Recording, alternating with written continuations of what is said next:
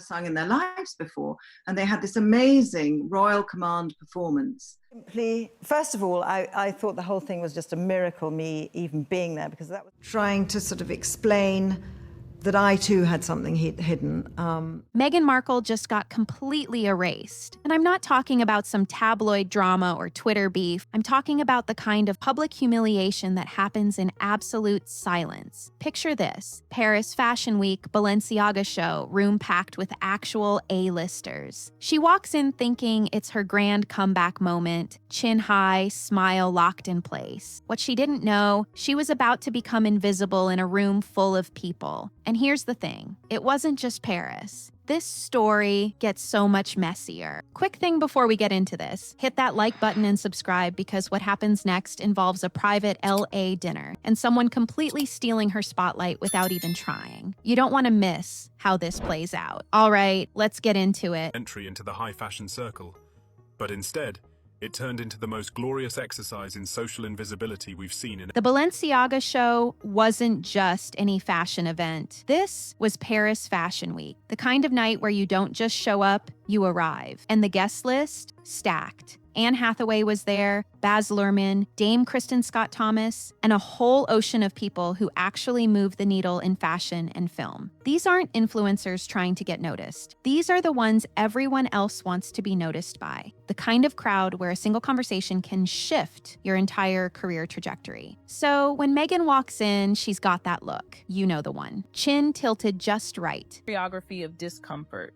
Kristin Scott Thomas, elegant and poised, slightly repositioning herself to face someone. Smile rehearsed down to the millimeter, moving through the room like she's expecting something. The dress is perfect, the hair's perfect. Every detail calculated for maximum impact. And honestly, she probably was expecting something big. In her mind, this was the moment, the comeback, the remember me entrance. She'd stepped away from the spotlight for a bit, dealt with her share of headlines, and now she was back, ready to reclaim her spot among the elite. This was supposed to be her reintroduction to the world that matters. The energy in the room is electric. Cameras flashing, conversations buzzing. No wonder Christine Scott ignored Meghan's attempts to approach her, but shows great respect for Queen Elizabeth.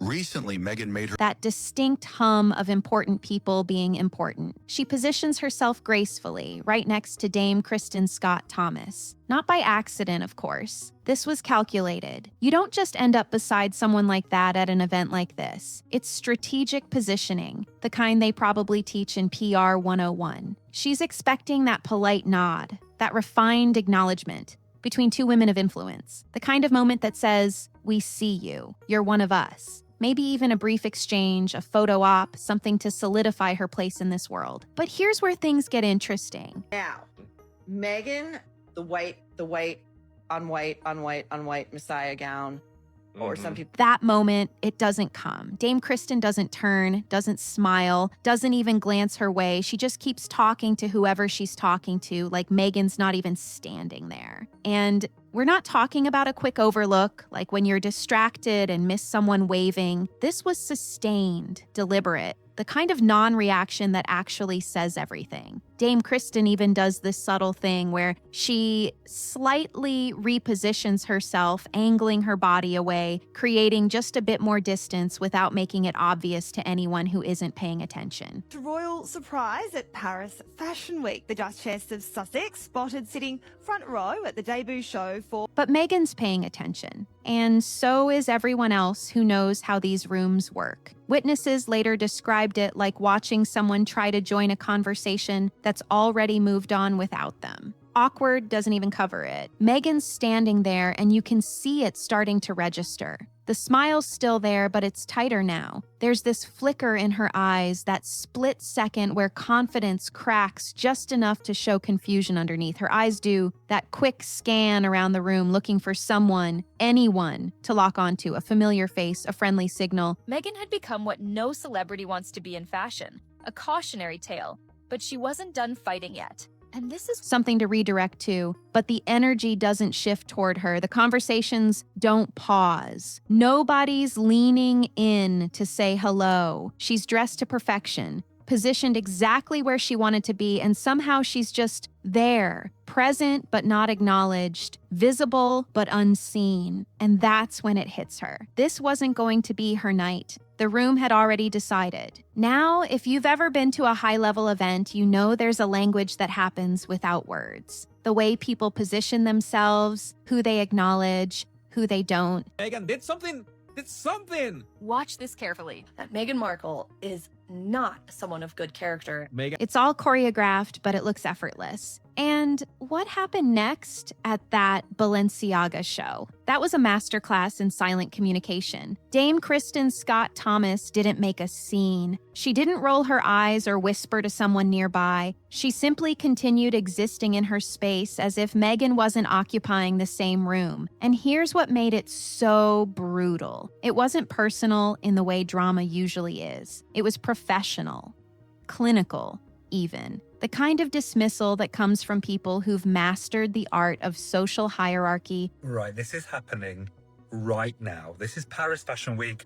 Meghan Markle is in attendance at the... without ever raising their voice. People who were there, insiders who know how these things work, they clocked it immediately. One person described it as watching someone try to board a train that's already left the station. You're standing there, hand reaching out, but the doors are closed and nobody inside is looking back. Meghan kept that smile locked in place, but her body language told a different story. She shifted her weight, adjusted her dress, glanced around like she was looking for an escape route that wouldn't make it obvious she needed one. And Dame Kristin, she did something that's honestly more devastating than any outright snub. Have you noticed the change in Meghan Markle's expression after being ignored at Paris Fashion Week? No one expected that a single subconscious move would make her look like a... She turned slightly, just a few degrees, angling herself toward the person on her other side. It wasn't dramatic. It wasn't even noticeable unless you were watching closely. But that small movement created a wall, a boundary, and Meghan was suddenly on the outside of it. What makes this whole thing so fascinating is the precision of it. People at this level don't accidentally ignore someone. They don't just not notice when someone's standing right there. This was intentional, calculated, and executed with the kind of grace that only comes from years of navigating these spaces. Completely vanishes,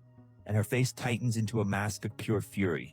Her jaw does that weird, tense, horse-clenched thing that... Dame Kristin wasn't being cruel. She was being clear. And the message was loud, even in the silence. Meghan's eyes started doing that thing where you can tell someone's mind is racing. She's trying to figure out her next move. Does she stay? Does she move to another part of the room? Does she try again? And that's the cruelest part of moments like this. Everyone's watching, but nobody's helping. She's trapped in this social freeze frame, visible to everyone, but acknowledged by no one. The thing about rejection at this level is that it doesn't need words. Okay. What else? You have lots of burning questions. I have lots of burning questions. What have you learned about yourself since becoming Sussex? There's no confrontation, no explanation, just a quiet, collective agreement that you're not part of the inner circle anymore. And Meghan felt it. You could see it in the way her smile started to falter just for a second before she caught herself and forced it back into place. The jaw tightened. The eyes got a little glassier. She was holding it together, but barely. This wasn't some random person brushing her off. This was Dame Kristin Scott Thomas, a woman who commands respect in rooms like this without ever having to demand it. When someone like that decides you're not worth acknowledging it... Head. I enter. All heads turn. People flock to me. Has just hit a fatal error. Sends a signal to everyone else watching. And trust me, everyone was watching. The whispers started almost immediately. Not loud enough for her to hear, but definitely loud enough to spread. Meghan stood there for what probably felt like an eternity, but was really just a handful of seconds. Long enough for the reality to sink in. Long enough for her to realize that this wasn't a fluke, wasn't a misunderstanding. This was intentional. The room had made its choice, and she wasn't it. A few weeks later, Meghan's back in Los Angeles. Racist. Nothing I thought about Meghan Markle was driven by anything to do with her race or skin color. Why would it be? Home turf, California sunshine, the kind of environment where she's supposed to feel comfortable, in control. And honestly, after Paris, she probably needed it. There's something about being in your own element that lets you reset, regroup, remind yourself who you are when the rest of the world isn't cooperating. This time, it wasn't a massive fashion show with hundreds of people and cameras everywhere. It was intimate, a private vegan dinner at designer Kelly Wessler's house. You know the kind of night I'm talking about. Carefully curated guest list. Everyone there for a reason. You can literally see Meghan buffering, one fan wrote under the clip. Others described it as the social equivalent of The type of gathering where the napkins probably cost more than most people's monthly rent. It's exclusive without being showy, elegant without trying too hard. The kind of evening where connections get made and deals get whispered about over organic wine. Meghan walks in and you can feel the difference from Paris. She's relaxed, smiling. This is her crowd, her city, her vibe. No stuffy European fashion elites here, just successful LA women who get it, who understand the game she's playing. She's wearing something effortlessly chic, hair down, the whole. She'd spent years painting the royal family as villains, claiming racism, emotional trauma, and betrayal. Now, someone from her I just threw this together look that actually took an hour to perfect, and she's ready to own the room. The conversation flows easily at first. Talk about projects, collaborations, the usual networking dressed up as friendship. Meghan's in her element, talking about her wine brand, her foundation, all the ventures she's been building. She's got the talking points down. Female empowerment, giving back, creating meaningful change, the kind of rehearsed lines that sound genuine the first time you hear them, but start to feel a little hollow by the third or fourth repetition. It's starting to look less like a royal love story and more like a running joke. Because every time Meghan Markle shows up to an event, And here's the thing, nobody's being rude. Nobody's ignoring her like they did in Paris. People are nodding, smiling, engaging, but there's something missing. That spark, that sense that what she's saying actually matters to anyone besides her. It's polite interest, not genuine fascination. The difference is subtle, but it's there. She keeps steering the conversation back to herself. Not in an obvious way, but you can tell. Someone mentions a project they're working on, and Meghan finds a way to connect it to something she's doing. Someone talks about a challenge. Hey everybody, welcome back to my segment where I talk about random celebrities and give my 2 cents. Next up is Meghan Markle. They're facing, and she's got advice based on her own experience. It's not malicious. It's just a lot. And people start to notice. The energy in the room is pleasant, but not electric. Conversations are happening, but they're surface level. Nobody's leaning in with that eager curiosity, that genuine interest that tells you someone's actually invested in what you're saying. Meghan's talking, people are listening, but you get the sense they're just waiting for their turn rather than truly engaging with her words. She's trying, though. You can see the effort. Her public image had been taking heavy fire, leaving her brand bruised and in desperate need of a victory. Her calculated the animated gestures, the knowing laughs, the way she touches someone's arm to emphasize a point, all the social cues that usually work. But tonight, in this room full of accomplished women, it's just not landing the way she needs it to. And somewhere deep down, she's starting to feel it. That subtle shift from being the center of attention to just being another person at the table. Then Emma Grede walks in. And listen, if you don't know who Emma is, let me fill you in real quick. She's the CEO of Good American, the brain behind some serious billion-dollar moves in fashion and business. Meghan thought that she was acting, I don't know, in the theater. You needed everyone. She's not the type who needs to announce herself. She just shows up and people know the shift happens immediately. Not in a dramatic way, but you can feel it. Emma walks through the door with this calm, quiet confidence. No grand entrance, no calculated positioning. She's just there, and somehow the entire energy of the room recalibrates around her. It's the kind of presence you can't fake, can't rehearse, can't manufacture with a PR team. You either have it or you don't. Meghan notices. Of course she does. You'd have to be completely oblivious not to. For Prince Harry's stalker story to cancel out Meghan Markle's, well, stalker story, because it certainly didn't work. No, this is not a top sheet. It's People start gravitating toward Emma naturally. The conversations get a little louder, a little more animated. There's this buzz that wasn't there 5 minutes ago. And Emma's not even doing anything special. She's just being herself, talking casually, laughing at someone's joke. But the room's already decided she's the main event. Here's where it gets really interesting. Meghan's mid-sentence talking about her latest venture or vision or whatever she was going on about, and Emma, completely naturally, just jumps into the conversation. Not in a rude way, not cutting her off aggressively. This short 1-minute video shows exactly who Meghan Markle is behind the mask, and we can get a sense without the help of a Just that smooth, confident interruption that people with real authority do without thinking about it. The kind of move that says, I have something to add here, and everyone just listens. And they do listen. The whole table turns toward Emma. Meghan's words kind of trail off, hanging in the air unfinished, and nobody even notices because everyone's already locked onto what Emma's saying. It's not intentional. Emma's not trying to show anyone up. She's just existing in her power, and that power naturally takes up space. The kind of space Meghan's been fighting for all night. Tell you, it is the most incredible group of women. There are women here that are building incredible... People are leaning in now, really leaning in, nodding eagerly when Emma speaks, laughing at the right moments, asking follow-up questions that actually sound interested, not just polite. This is what genuine engagement looks like, and the contrast is painful. Just minutes ago, Meghan was getting those same polite nods, those courtesy smiles. Now she's watching someone else get the real thing. Meghan tries to jump back in. She does that thing where you wait for a pause in the conversation and then start talking, hoping to reclaim some ground. But it doesn't quite work. Emma's momentum is too strong. The one thing, oh gosh, what's the one thing? I haven't really gotten into a book in a long time. The room's already decided where its attention is going, and it's not back to Meghan. Her comments land flat. People acknowledge them with a quick nod and then immediately turn back to Emma. And Emma, she's completely unaware she's doing this. That's what makes it so devastating. She's not competing, she's not playing a game, she's just being herself. And herself is more than enough. Meanwhile, Meghan's over there, working overtime, strategizing every word, every gesture, every moment, and still coming up short. The difference is stark. One woman commands the room without trying. Meghan Markle just got flushed. Yes, that Meghan.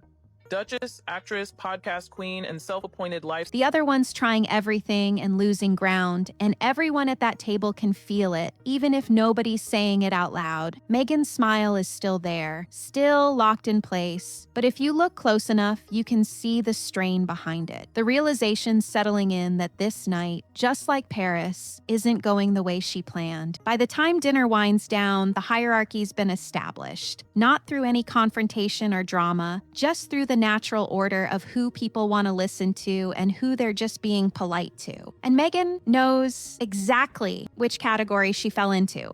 Meghan Markle just turned a cozy California bookshop event into an episode of Real Housewives of Montecito. So here's the scene.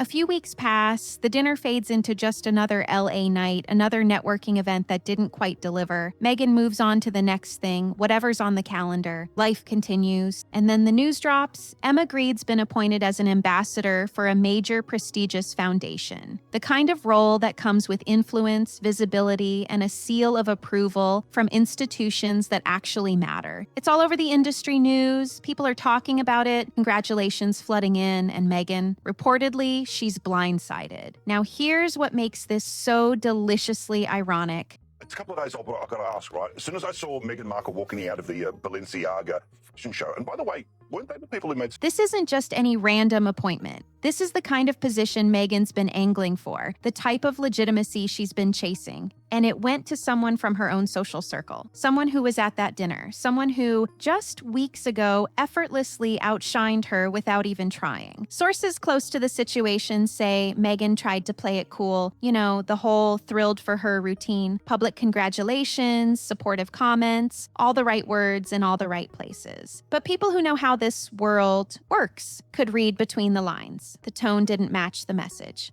Unaired portion of Meghan Markle and Prince Harry's infamous sit-down with Jane Pauley. Yeah, the same interview Meghan reportedly hated. There was something stiff about it, something forced, like watching someone smile through gritted teeth. Because the optics here, brutal. While Meghan's been working overtime to stay relevant, building brand after brand, launching venture after venture, Emma just got handed something that actually carries weight. Recognition from an institution that doesn't need her, doesn't depend on her, but chose her anyway. That's the kind of validation you can't buy, can't manufacture, can't PR your way into. And it's not lost on anyone that Emma fits a very specific profile. And when we have guests, especially as the holiday season is approaching, successful, yes, but also respected, uncontroversial, the kind of person who doesn't come with baggage or headlines or drama. She's built her empire quietly, strategically, without burning bridges or making enemies. She's exactly what these institutions look for when they want someone to represent them. Clean reputation, real accomplishments, no mess. The contrast is painful when you really think about it. Meghan spent years trying to position herself as this force for change, this voice that matters. But when it came time for a major foundation to pick someone, Meghan stayed silent. No statements, no clarifications, no interviews. Only a few polished photos appeared days later, showing her at a Paris cafe. They went with the woman who doesn't need to convince anyone of anything. The one who just shows up and delivers without all the noise. Behind the scenes, word is that Meghan's team went into damage control mode. Not publicly, of course, but internally there was scrambling. How do you spin this? How do you make it look like you're not being left behind when someone from your own circle just leapfrogged you? There's no good answer. So they did what they always do. Redirect. Announce something new. Keep the machine moving so nobody notices the gap. But people noticed. They always do. The industry talks, and the whispers were everywhere. I'm so glad you guys get to meet Courtney as well. Yeah. We've been friends since college, just so you know. And I remember seeing it on Instagram. About how Emma earned it. About how some people have to chase relevance while others just naturally possess it. About how the world's moving on, choosing new faces, new voices, people who don't come with a storm of controversy attached. And Meghan's watching all of this unfold from Montecito. Watching someone she sat across from at dinner, someone she probably thought was just another contact in her network, get handed the kind of platform she's been desperately trying to build. The kind that comes with institutional backing, not just Instagram followers. Real, lasting influence. The message was clear even if nobody said it out loud. Oh, how are you? Nice to see you. Everything's great. While one woman rises naturally, the other keeps hustling for scraps of attention. And no amount of PR spin can change what everyone's already seeing. While all this is playing out, there's another story happening behind closed doors. And it's not getting any easier. Sources close to the situation say things at home have shifted in ways that are hard to ignore. The fairy tale that once looked so perfect from the outside, it's starting to feel more like a business arrangement. Harry, from what people are saying, has become quieter, more withdrawn. Loved being able to cook and entertain. Then why don't you do it out of your own home? But he's not the guy he used to be, the one who'd light up a room just by walking into it. Now he's sitting in Montecito, watching his wife navigate these public moments, these social disasters, and reportedly he's not jumping in to fix it. He's not defending. He's not strategizing. He's just there, observing from the sidelines like someone who's already checked out emotionally. And here's what's really telling. Insiders claim he's actually relieved when the attention shifts away from them. When someone else is carrying the headlines, dealing with the scrutiny, managing the chaos. For years, he was the story. Paris Fashion Week, making her first Fashion Week appearance in over a decade. The Balenciaga show was clearly meant to be her grand re-entry into the high... The rebel prince, the one making waves, the guy who walked away from everything. But now, he's watching his wife chase relevance while he fades into the background. And apparently, part of him doesn't mind. The relationship itself has changed. They're just not investing energy into her anymore. No meaningful conversations, no collaborative discussions, no interest in what she's working on or where she's headed. It's that professional courtesy that says everything while saying nothing. We see you, but we're not interested. Well, hello there, neighbors. Pull up your comfiest chair and pour yourself a very large drink because we are about to witness a And the social currency she once had, it's depleting fast. There was a time when being associated with her meant something. When having her at your event or in your circle carried weight, that's gone now. If anything, people are quietly distancing themselves, not wanting to be too closely linked to someone whose brand is in free fall. Nobody wants to be collateral damage in someone else's decline. She's trying to fight it. You can see the effort. More events, more appearances, more announcements about projects and ventures and visions, but it's starting to feel desperate. It was supposed to be one of the most glamorous nights of Paris Fashion Week, but for Meghan Markle, the Balenciaga show. Like she's shouting into a void, hoping someone will turn around and listen. The problem is, the void's already moved on. It's found other people to pay attention to, people who don't have to beg for it. The media's even losing interest. A few years ago, every move she made was front page material. Now, it's buried. A small mention here, a brief article there, but nothing with real traction. The headlines aren't following her anymore. They're chasing other stories, other celebrities, other drama that actually captivates people. She's yesterday's news trying to stay relevant in today's cycle. It's really an honor to be here and to be chatting about our book. Oh, sorry. What's really painful is watching her realize it's happening. You can see it in the moments when she thinks nobody's looking. That brief flash of awareness when she scans a room and sees that nobody's scanning back. When she laughs a little too loud, trying to draw attention. When she positions herself strategically and nothing comes of it. She knows, she has to know. And that knowledge is written all over her face when the mask slips for just a second. The difference between manufactured presence and natural authority has never been clearer. Paris Fashion Week, making her first Fashion Week appearance in over a decade. The Balenciaga show was clearly meant to be her grand Some people walk into a room and it reorganizes itself around them without any effort. Others can work every angle, deploy every strategy, hit every mark, and still end up standing alone. And Meghan's learning the hard way which category she falls into. She's present but invisible, seen but not noticed, there but not really there at all. So here we are back where we started, a crowded room, flashing lights, and Meghan Markle standing alone. From that Balenciaga show in Paris to a private dinner in LA, from foundation announcements to fading headlines, this whole story has been about one thing: the difference between demanding attention and naturally having it. Hands down, one of the cringiest moments of Balenciaga and Meghan was when she was completely ignored by Dame Kristin's subtle turn wasn't just a snub, it was a preview of what was coming. A glimpse into how the world would start treating Meghan once the novelty wore off. Not with hatred, not with anger, just with polite indifference. The kind that hurts way more than any public dragging ever could. Emma didn't set out to humiliate anyone. She just existed as living proof that you don't need to fight for relevance when you've actually earned it. She showed up, was herself, and the room chose her. No strategy required, no PR team needed. Just natural authority doing what it does. Hushed and turned to look for a new conversation partner.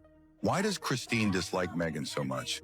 Actually, Kristin is and Harry. He's somewhere between nostalgia and regret, watching the woman who changed his life slowly lose the one thing she built everything around: attention. Because that's the thing about fame, it doesn't end with a crash. It fades quietly, gradually, until one day the spotlight you depended on is pointing somewhere else entirely. The rooms Meghan walks into don't pause anymore. The conversations don't shift. The cameras still flash, but nobody's really looking. She's there, camera ready, perfectly styled, and somehow completely unseen. Let's have a look at this rather awkward encounter with Pier Paolo Piccioli. They say the crown never slips twice. And in that quiet erasure, there's a lesson. You can manufacture moments, but you can't manufacture mattering. Fashion fades, fame fades. Headlines move on to the next thing. But the people who genuinely command respect, they never had to announce it in the first place. They just existed in their power, and everyone else recognized it without being told. So maybe the real question isn't what's next for Meghan Markle. Maybe it's simpler than that. When the cameras finally stop turning noticing and the rooms stop inviting and the world fully moves on, who is she without the performance? Without the spotlight? For Balenciaga's new creative director,